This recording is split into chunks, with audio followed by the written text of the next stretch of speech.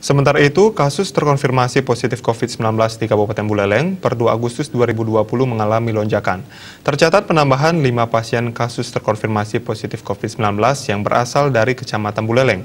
Kini mereka merawat atau dirawat di RSP Giri Masawan. Hal tersebut disampaikan oleh Humas Penanganan COVID-19 sekaligus Kadis Kominfo Santi Buleleng, Ketut Sweja.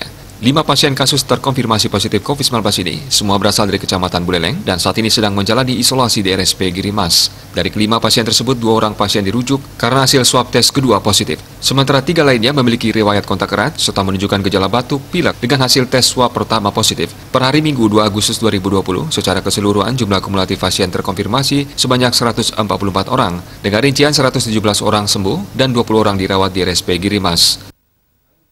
Tambahan yang dirawat ada 5 orang, akan tapi karena ada 2 orang yang sembuh, maka jumlah yang dirawat menjadi 20 orang.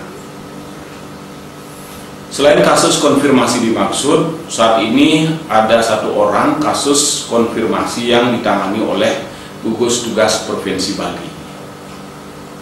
2 kasus suspek kumulatif di Buleleng sebanyak 241 orang yang meliputi suspek konfirmasi 42 orang, diskarded 176 orang, suspek masih dipantau 22 orang, dan probable 1 orang.